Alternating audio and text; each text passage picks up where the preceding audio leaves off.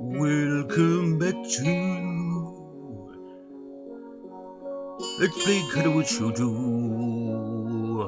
after a few days of not playing it.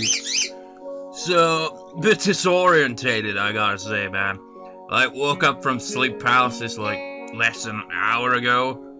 And if you've never experienced sleep paralysis, I think it kind of varies from person to person. Like, people like to say, like, with sleep paralysis, is you wake up, but you can't move at all. You feel like someone's pressing down on you. I got that, but the thing that really throws me off with that is I am actually able to move during that. That makes it more weird. But I'm not able to move in a full control way. Like, it felt like someone would, like, be pushing down on me physically. It would feel like the duvet is physically moving and something is actually there. And I kind of just, like, move my arm to kind of be like, fuck off, in a kind of irritated way. It's like, I'm trying to sleep here. It'd go away for, like, 3-4 seconds, be back, and it'd be like, fuck off. It's like, fuck off, fuck off, fuck off, fuck off. And eventually, I sat up, was like, what the fuck just happened? Tried to go back to sleep, same thing happened again, fuck off. Got back up again, and then I decided to just wake up at that point. It's like, what the fuck just happened? Was that sleep paralysis or what? Because that just fucking confused the shit out of me. And then, completely off subject, that I had some Pringles, extra saucy barbecue, and again, I underestimated how exactly, like, spicy it is. Because as soon as I like, went through the whole freaking thing, and then it was like, oh god, somebody drink! But anyway, moving right along, let's load the game here.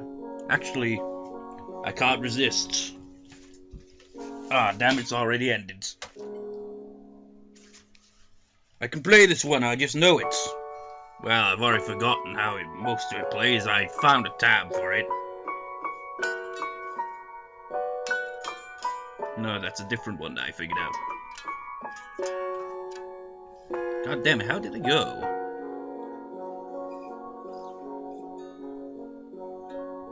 Yeah. Nope.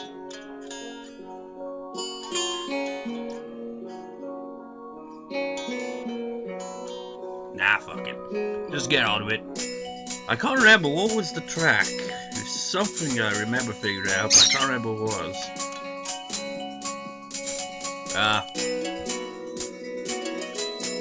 Options. Music offers now. I want to at least figure this out randomly. I know that I tend to do this a lot, but I can't remember what I was.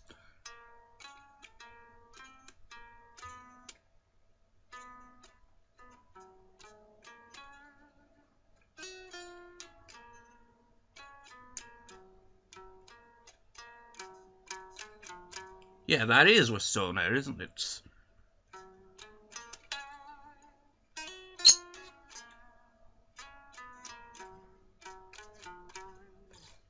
That was like, I'd found a tab for it, but that was like something I'd randomly came across on my own as well.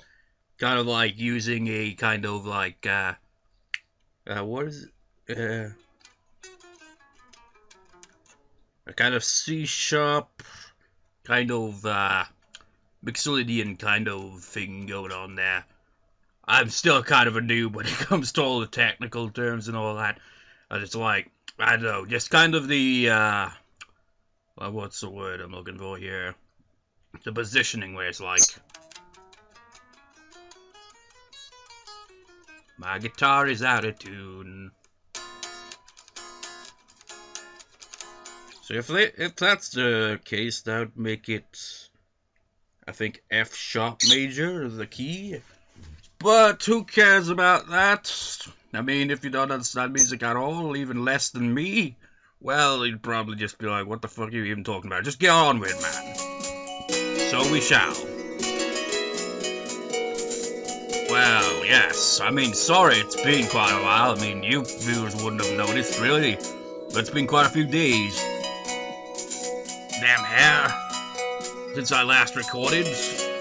I'd been recording for Final Fantasy X and The Sims Busting Out. Mostly Final Fantasy X. I'm like up to, like, I think 14 parts of that LP, maybe? I can't even remember. Because, like, I was, like, holding off doing any recording for that because of the New Year thing that I did and all that. So I'd only like recently like got around to that. I'm kind of rambling, but it's kind of what I do, you know.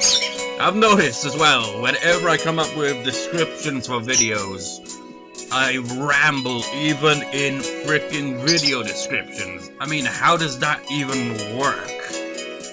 It's like I used to kind of like just like keep it short and simple. But now I'm like overly thinking too much about the description. It's like, okay, what should I put as the description? Same with titles. It's like, what should I title it? And speaking of titles, this is like off subject again. But you know what pisses me off is media. When, you know, like news articles or anything like social media where it's like, okay, we're going to title this article in a very clickbait sort of way. That'll just be like, ooh, what are you talking about there? Because we'll make it very subtle, but kind of like draw you in. It'll just be like something like, say something like, man shot dead on road in, but then it cuts off at that. It's like, in where? Where was this man shot? I must know. Or some shit, you know? It's just like, damn you, you clickbait son of a bitch. Just like tell the freaking story, sum it up in the title instead of just going for like, take it out of context like that shit. It pisses me off.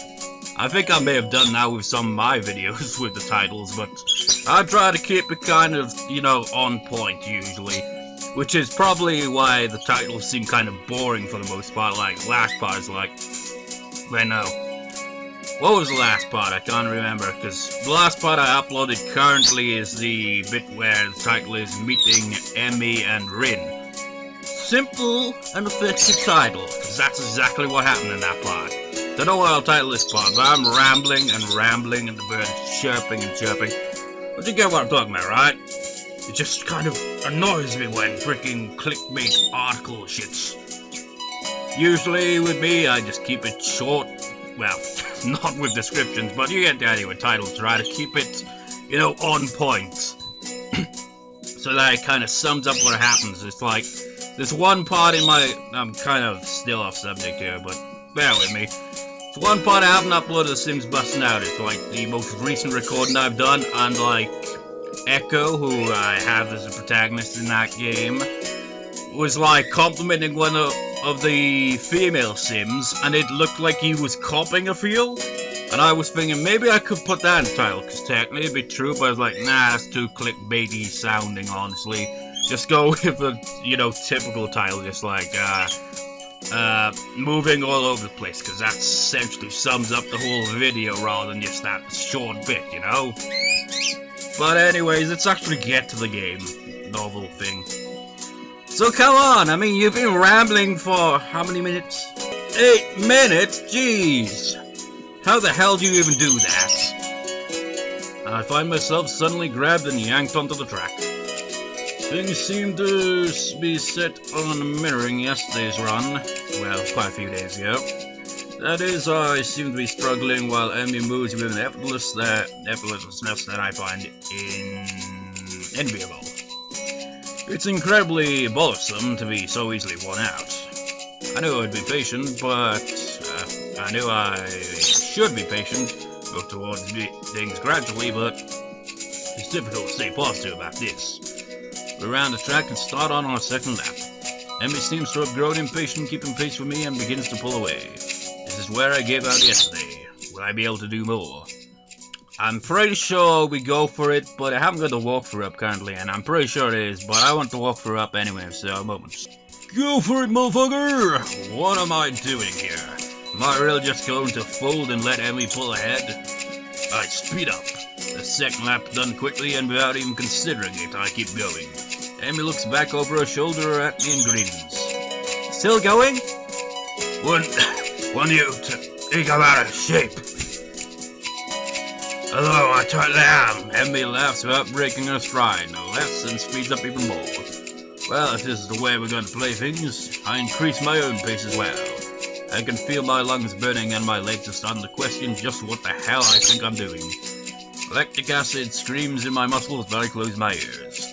I can't let myself fall behind because that would be a loss. The rational voice in my head inquires mildly just when we started playing a game. I'd answer it, but I'm having a lot of trouble thinking at present. She's so fast. How the hell does she keep... It's like a string pulling at my chest. I'm choking, feeling of narrowness and pain. Before I can think of anything else other than, oh shit, the track disappears from under my feet. I stumble, one hand shooting down to clutch at my chest, and the other hitting the track to keep me from falling on my face. Emmy whirls around and her eyes widen. It's Al! She yells at me, sprinting from the other side of the track. What's wrong? Nothing, just keep your breathing steady. Calm down, don't panic. Don't panic. Do you need me to get the nurse? I close my eyes, shutting out the outside world. My heart struggles to regain its rhythm. Slowly, the pain in my chest begins to subside. Soon it's gone like nothing happened. It was nothing. No, something happened there. I open my eyes again and glance at a very worried Emmy. I think I'm fine. My words sound weird even to myself. Oddly, even in matter of fact, it makes Emmy frown. I don't think you are. She seems to come to a decision and nods to herself. Right, you're coming with me. You've got to see the nurse. Emmy grabs my arm and drags me up. I feel a bit wobbly, but I refuse to shoulder Emmy offers for support. Honestly, I'm a little ashamed of my own weakness. I'd really rather not have Emmy concerned about me, but it seems to be too late. Heck, I'd really rather not have anyone concerned about my condition. At this point, it seems to be too late for that as well. I'd like to be able to deal with the whole thing on my own without being a bother to anyone else. While I'm wishing for things, I'd rather not have this condition in the first place. Yes! The way I said that. Emmy crashes into his office without knocking, but it doesn't alarm the nurse in the least. Good morning, Sunshine. What's up? Sunshine? Anyway, he calmly sips from his coffee mug, but lays it down after following Emmy's gaze at me looking in the doorway. So, what brings you here? We were running and he stumbled over and started grabbing at his chest and I thought I'd go... Easy there, Emmy. Calm down. You didn't even get to read that because you were so just jumbled with your dialogue there. What did you actually say? Just that I thought I'd come get you and make him wait there, but he said he was okay, but then I thought you'd see him anyway, and yeah. So, what happened? I don't know, we were running and then my chest started hurting like that time before, but it went away after a few seconds. It was just a flutter or something. The nurse frowned as if to say that just a flutter is some kind of ulcer. I didn't mean quite this when I suggested to get some exercise. You ought to be more careful, sir. I was being careful, I guess. Come to think of it, I just got into a race with a member of the track team. Doesn't seem as well reasoned as I thought it would. You just what? That is... I was racing Emmy. Emmy, is this true? Emmy fidgets, looking adorably contrite. Well... Finally, she can't seem to bring herself to say it aloud and merely nods. The nurse sighs and rubs at his forehead with one hand tiredly. Emmy, you've got to be more sensitive to the limits of others. I don't know if he told you, but Asal has a bad heart, and getting him to race you was incredibly irresponsible. Actually, I started it. Nurse is stunned by my statement. You what? We were just running, and Emmy started to pull away, and so, I sped up to catch her. The nurse stares at the ceiling, mutters a prayer for patience to some god or another, and looks back down at the both of us. So you're both stupid. That's a something, I guess. Now come on, Asao, I've got to make sure your heart's not going to explode or something. I dutifully obey and follow him to the... Seriously, what the fuck is that? It's like some kind of blobby... It's like, that's a body, that's a face. What the fuck is it overall, though? I mean, look at it. It's like a face. It kind of reminds me of the paintings on the walls. It just has this kind of odd abstract look to it. I suppose that's probably the point. I dutifully obey and follow him to the adjacent room where we... certain that I am, in fact, not going to keel over and die. So, how does it feel?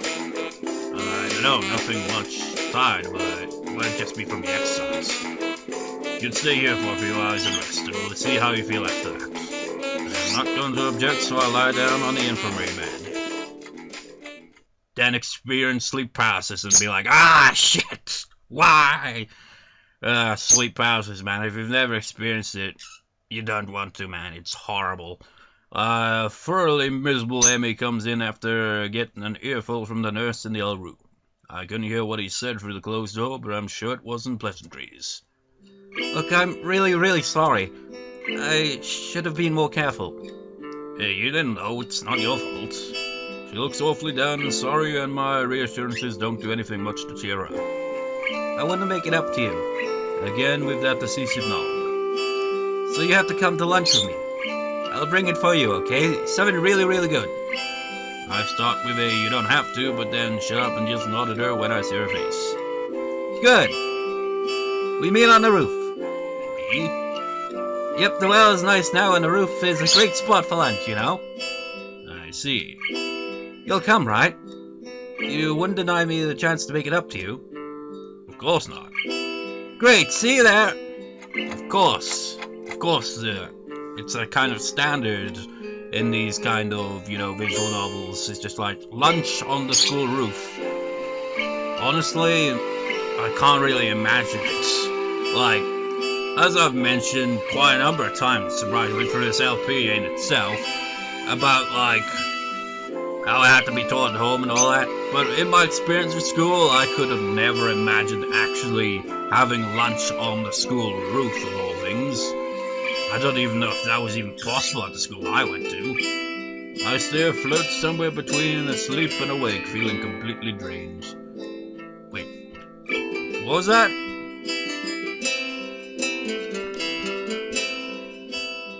I still float somewhere between asleep and awake.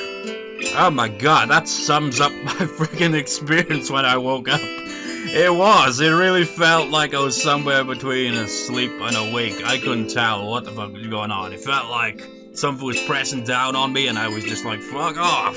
It's like, again, fuck off. Eventually I just was like, you know what, fuck it, and just woke up. It was really weird. Because it's like, I was able to move, but like that, I was drained at the same time. It was like an odd feeling of like, I felt paralyzed, but I felt able to move at the same time. It just felt like I didn't really have the energy to fully get up, though. It was really weird, horrible experience. Not only my body, but all of me is limp and paralyzed apart from my senses. I swallow with difficulty and then try to lie as still as I can, which in this state is not a very hard thing to do. The nurse is shuffling around on the other side of the curtains. He drew to give me privacy. I can see his shadow shifting about in the sunlight. He's opened the window of his office. It's windy outside. The clean white curtains flutter in the breeze, and a heavy, lazy motion like waves. Light sifts through them, slowly half absorbing into the fabric. I close my eyes. The breeze on my face feels like the soft fabric of the curtains. I listen to the sound of my heartbeat for a moment, trying to shut out the sound of the nurse tapping away on his computer, and my own heavy breathing. It's steady. Damn it, not even a week and I end up like this again. I really screwed up this time. Should've known better than to play the half-baked sports star in front of a real one. And why did I try to act brave like that hot flirt was no big deal, even when it was obvious that it was? It was just a reflex to push it away to keep it inside. I didn't want it to happen. I didn't want Emmy to see it. Stupid. I have to be more careful or I will end up in the hospital again, or worse. That's my final thought before I give in to the tiredness. Begin the transition. I want to play along. Damn it! No transition. I'm not sure if the tab was correct with it, but it's something like... I can't hear out of that, so never mind. Well, whatever it pops up next, I'll give it a shot. I fell asleep for how long? What time is it? I wonder that quite a lot of times when I wake up myself, honestly. I'm feeling a little lightheaded and I keep blinking compulsively. Pushing the curtain aside, I squint my eyes against the unfiltered light pouring in from the window. The texture of the canvas feels nothing like the wind did before. The nurse looks up from his work, sitting exactly where he was before. How are you feeling? I can't really tell, sir. I don't answer anything. I'm feeling kind of groggy but full of sleep at such a weird time. Hopefully I don't look too weird. What time is it? We requested to gain some orientation, and nurse looking at his wristwatch before answering. Things seem to happen in slow motion. What a past tense. I try to think for a moment what that means, but I'm not really sure. Oh, I can totally relate to that. When you wake up, anything just seems like, with that, it'd be like 10 a.m. or p.m. Where am I? You didn't answer my question, Sal. Oh, fine. Climb down from the bed then. Let's see how you do. Oops. I tried to do exactly that, only to sway dizzily when I moved too fast. The nurse moved to support me and my arm and sides. Stand up too quickly is what I was going to say. Just sit there, I'll check your pressure to make sure. My good intentions sure lasted for a long time. I shut up embarrassing myself while the nurse gets busy with an old-fashioned contraption in my arm. After a couple of minutes, he puts it away, looking neither pleased nor unhappy. You're alright, head stopped spinning. Yeah. Good, and how are the contents doing? You didn't show very good judgment out there, Sal. I swallowed the retort I was going to make. It's what I was thinking myself, but hearing it stated by someone else made me want to protest. What he said is not pleasant to hear, it doesn't make him any less right. No, sir. He nods, still looking as neutral as he was before. It would be easy to be angry at him if he said, totally saw something, but he doesn't. I can try and help you to keep your health, but don't be the last call lies with you. Hopefully this little episode will be something that will remind you of that. Here, a note for your teacher to avoid an interrogation. I take the slip of paper he's offering and then make my leave, as I can't think of anything else to say, nor even really what to. Stay out of trouble, you hear me? I don't think it was anything but a scam. Next time could be different. I hear you. There is some way to get to the school building straight from the auxiliary building, but I'm not keen to find out and possibly get lost, so I go out from the exit that I know works. I stop at the stairs of the auxiliary building, deliberating for a moment between going to the dorms to get my books and stuff and going straight away to the class. Sun stings my eyes, so I head towards the dorms. Gonna run into Kenji? No.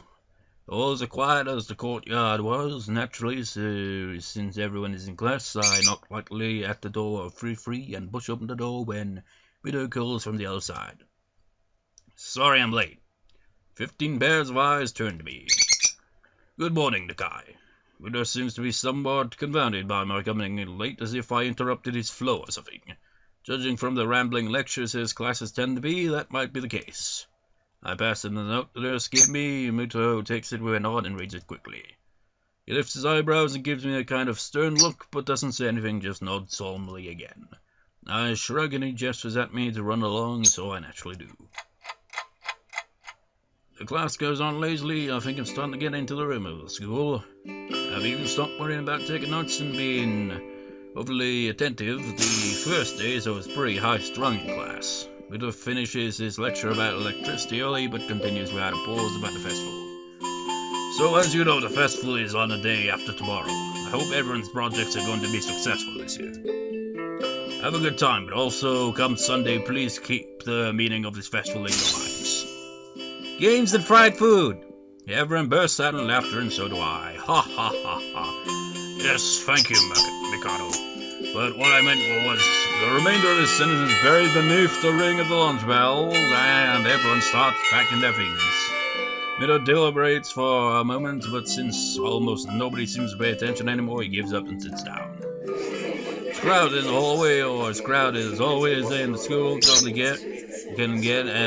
the students seem to be heading down for the cafeteria. Normally I join the flow and grab a lunch myself, but today is different. Today I've been invited to lunch on the roof. An odd location, but that's where I was told to go. Fortunately, I managed to find shelter from the storm in the lee of the classroom door.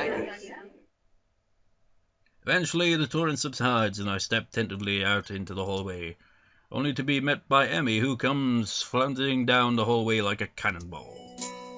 Hey, hi, Sal, great timing! You know, Shizune is totally gonna be pissed if she sees you doing that. Super extra lunch today, as promised. Let's go upstairs. The stairway to the roof is a little dilapidated, but It's clearly been used recently. At the top of the stairs is a door, complete with missing padlock. I wonder who the individual was that removed the lock.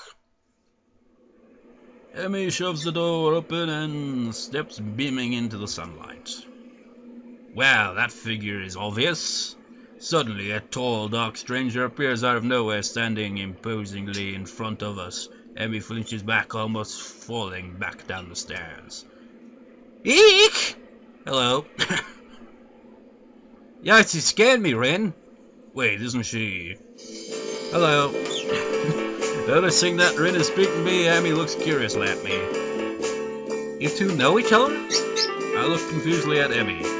She's that friend of yours? Rin has turned her gaze towards the clouds drifting above the school. I didn't know you knew this person, Emmy. The awkward silence lasts only for a few seconds till Emmy lets out a tiny giggle, shrugging the coincidence off. What did I just do? Ooh. I didn't know you could do that. Music off. Wait, no, music on. Off. On. Off. Do that by pressing M, apparently. I invited herself for lunch if you know him. That's just better. Oh, does this mean I don't get food, or did you invite him for lunch without lunch? No, I have food for free. Nice thinking. I'm trying to give them distinct voices, but I just can't. They walk to the other end of the roof while I stare at the clock tower for a while, taking in the atmosphere. Well, you know, Rin did say that she had a friend that she likes sports, so it's kind of was hinted at fairly early on, really, wasn't it? There's nobody else but us here. I guess the roof is not as popular as it is in all schools. A few run-down benches and tables are scattered around the edges, perhaps in an attempt to make the rooftop look less desolate. The small pebbles covering the roof rattle beneath our feet. I peek through the chain-link fence to take a look at the school grounds and beyond. Students are strolling in pairs and groups around the quadrangle and at the cafeteria. A few delivery trucks are driving past the school towards the convenience store nearby. Somewhere a watchdog barks at a passerby. Somehow, when I look towards the town center, the small town feel strikes me very strongly, almost palpably. The hectic lifestyle of big metropolises seems so far away and foreign here. Nobody has to run to catch a bus like their life depends on it, or get their senses overloaded by the neon lights and traffic jams.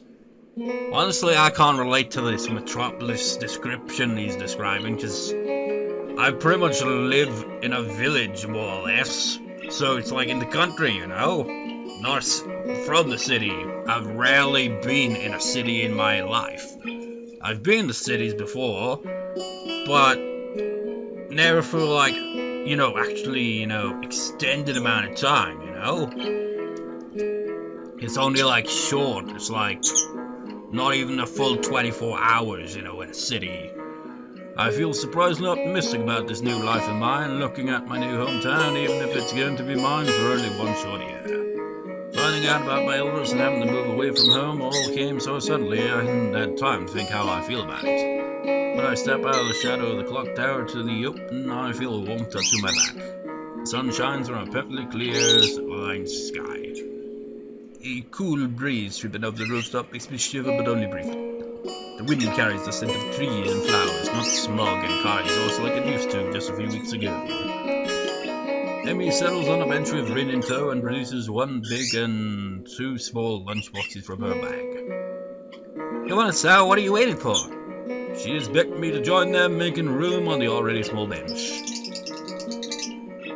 I seat myself on the corner of the bench to take as little space as possible. It's pretty cramped, but somehow all three of us fit on it. Impressive view. Emmy suppresses a giggle and places the lunchbox in front of Rin and hands another lunchbox to me. Here you go, lunch as promised. Homemade, no less. I'm impressed. Wow, this looks really good. Thanks, I made it myself when I can. Conversation dies off as I set about the business of feeding myself. Take the few bites, I glance up and notice Rin deftly opening the lunchbox and popping a forkful of food into her mouth using only her feet. Even though I've seen it before, I can't help but be impressed at her dexterity. Also a reminder of the sort of place I am in right now. Will I ever get used to sights such as this? I can't decide if getting used to such a thing would be a good thing or a bad thing either. You can't see what I'm actually doing, but I'm just kind of doing that kind of, you know, when people just kind of just like, make a kind of like, they put their kind of like a shrugging kind of motion with their hands where they just like, but in that kind of, are you serious kind of reaction. Just doing that, just like, you seriously need to question that? What would be bad about that exactly anyway? Does getting used to this place mean I'm giving up on being a normal person? How does that even make sense? What is a normal person anyway? Tell me what a normal person is. And if a normal person sucks, then normal sucks. I don't know.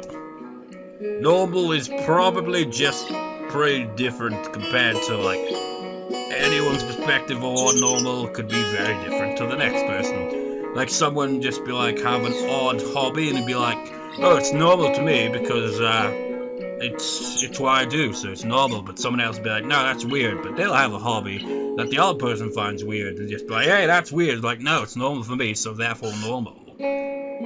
So everything's just different. It's like life just has a lot of variety. Not everyone's the same, so what the hell would be normal? Or does it just mean that I'm becoming more understanding about those around me? I'm distracted from my thoughts by the sight of Emmy tearing into her lunch as if it had insulted her ancestors. You seem pretty hungry. Emmy looks up, mouth half full, and swallows before nodding. My morning run always works up an appetite. Which is great, because then I burn through lunch pretty quickly. Helps me keep my girlish figure. What would happen if you'd lose it? Would you become a man? I very nearly choke on my lunch trying not to laugh. It's a figure of speech. Does your figure have to run in the mornings too? Do you always talk like this? Talk like what? Like what? I think that answers my question. Never mind. So, I struggle to think of small talk and settle on the obvious question. How'd you two meet? Rin seems content to let Emmy answer this question. Someone in the housing department thought that we'd compliment each other, so we were assigned rooms next to one another. Compliment each other? Like shoes on a suit. Ah. Emmy giggles at my confusion. Put us together and we've got all our limbs, get it? Ah. So I started helping Rin get ready in the mornings, and that was that. I mean, you can't help someone get dressed every morning and not get along. I see. Rin chooses this moment to interject. I have trouble with shirts. Right, that seems fairly obvious. Really? Kind of. This isn't helping, but at least Emmy seems to find the whole thing funny. That combined with the fact that Rin is generally curious, it makes me feel slightly better and yet confused. I mean, you've got no arms. So, putting on a shirt seemed like one of those things that would be difficult. You know what? I'm gonna just stop talking now. It'll save me a lot of trouble in the long run. Rin nods in what I suspect is meant to be a sage manner. I see. The conversation dies as I turn my attention back to my lunch. It's really quite good. Emmy finishes her lunch first and makes a contented noise. Ah, that was good! As she busies herself with cleaning up her lunch, Rin speaks up. I'm thirsty. I almost forgot about that, sorry! With a flourish, she reaches into her bag and removes a trio of juice boxes. She tosses me one that appears to be cranberry juice, one to Rin that appears to be some kind of strawberry milk, complete with a pink color scheme, and keeps a equally pink box of some kind of fruit punch for herself. Rin dexterously stabs her straw through the top of her box and begins to drink. I'm once again impressed by how flexible she is, but this time I keep my comment to myself. Somehow I don't think either Emmy or Rin are the sort of people to think twice about the way they work around their particular disabilities. Rin especially so. Indeed, she gives off the impression of being entirely unaware that she's missing any limbs at all. Well, not that's a conscious decision is another matter. I'm honestly not sure. So, how do you like it up here? It's quite nice, actually. I like high places for the view. Thanks for inviting me up here. And for the lunch, too. Emmy grins of hers looks grin, pleased by my response, I suppose. No problem. Feel free to eat with us next time too, okay? I will make you a lunch, but you can bring your own up here. A lunch service? I don't know. Emmy looks mock offended. Trying to take advantage of my good nature? The nerve! She giggles. Well, if that's your answer, I guess Rin and I will just keep eating lunch all alone. I am suddenly assaulted by the most heart-wrenching puppy dog eyes I've ever seen as Emmy pouts. Kidding, I was kidding! I'd love to eat at lunch up here again. Good location and the company's okay too. Emmy frowns a bit at my declaration of okay, but seems happy enough that I've accepted her invitation. I guess this makes us friends now, or at least acquaintances. Lunch bell rings, signaling a return downstairs. Ren, you didn't finish your lunch again. I wasn't that hungry. If you don't eat more, you're going to fade away. Rin shrugs as if this is an acceptable risk. Come on, we better get going. The three of us head down the stairs together.